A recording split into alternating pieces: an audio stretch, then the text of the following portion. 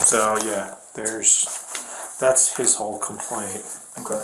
And then there was some of the digital stuff like the voicemails that he also submitted as evidence. Okay. And then there was the video, that Ring doorbell video. But I think the only reason why he named you in it was that he believes that there was exaggerated evidence or exaggerated testimony or a lie about what was reported. Okay. So, and I think, where was it? I had it marked in here. Because you were only there when he talked to Jeff, when Jeff talked to him. Yeah.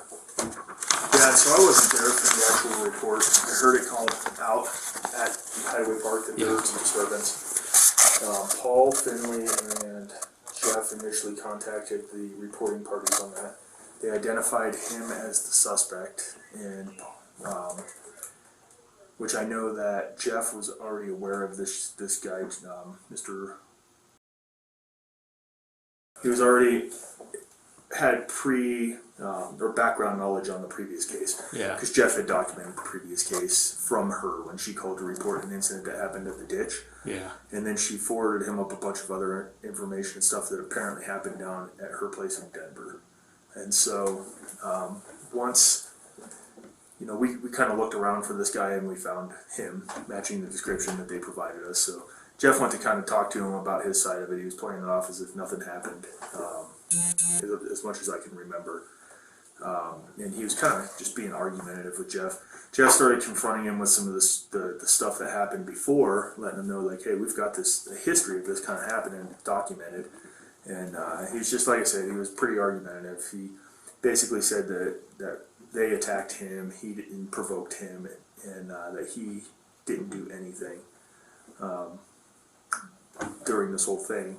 And like I said, I didn't have any of the information at the time that, and I still don't, that any of the witnesses, I was just kind of there with Jeff when we contacted him. And he appeared to be pretty intoxicated when we were talking to him. Mm-hmm. He actually had like a red Solo cup, and he was drinking while we were talking to him. And, after talking to him, Jeff must have made the decision that he was going to issue the guy his summons for disorderly conduct.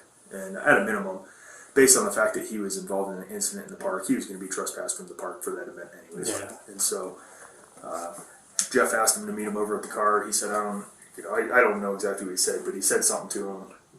He didn't respond with Jeff, but instead he started drinking whatever alcoholic beverage was in his red Solo cup. So Jeff reached up, pulled the cup out of his hand, and then asked him to walk over, and he did.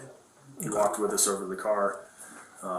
He was just basically like, I don't understand why I'm getting a ticket. I don't understand what's going on with this whole case, And I don't know the background of the case. It sounds like, maybe Jeff reached out to the guy but never got in contact with him on the initial case. I'd have to look into that to actually see, which I haven't done.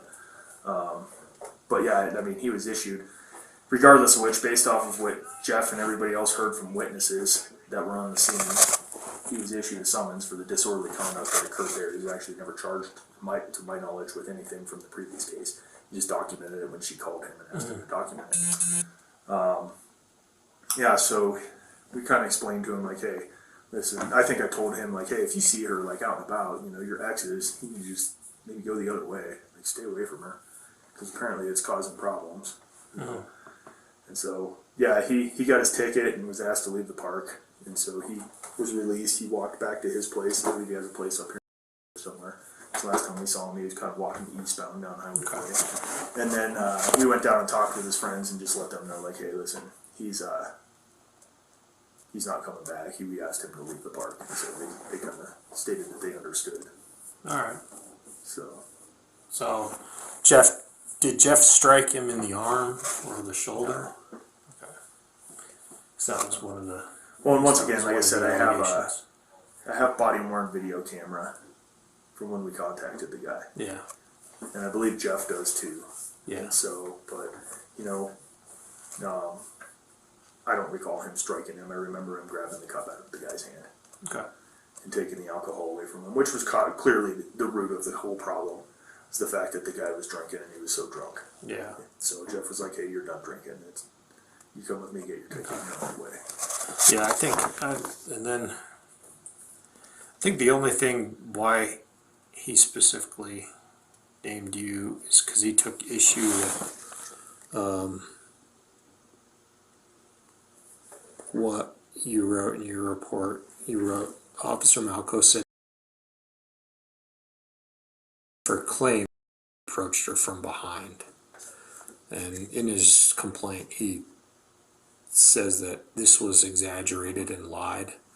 I never did any sort of thing. Okay, so one more time on that. So he said that He said in his complaint, he writes the following: the police reported I came up behind to confront her. I did no such thing. I was carrying a few chairs, looking for more chairs when I surprisingly came. And he has to understand that, Yeah. that what goes in a police report is what's reported to us. Yeah. You know, so if that was information that was passed on to law enforcement, then it's going to go in the police Yep. report the way it was passed on to law enforcement. Yeah. You know, and I'm not going to write it just because he simply said it didn't happen when somebody else states that it did happen. Yeah. It's going in the report. Yeah, and I think you even told them that you were going to write your report would reflect what they reported, Right. and what he reported. Right. So I think that was it. So I don't know. I mean, once again, it seems like a pretty big mess between the two of them. But once again, I mean, Jeff Dock took the report from her. He clearly felt concerned enough about it to report to the police. So he took the report from her, and both times, you know, and documented it in the first report, and then when we got the second report, they ran into one another down there. I don't know, once again, what witnesses reported that were not involved, if any were even interviewed. As far as the other people that were involved that's just what they reported. I didn't even talk to them, so whatever was reported about what happened was probably passed along to me from Jeff.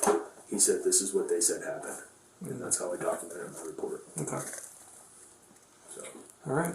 cool. Yeah. You have any questions? Nope.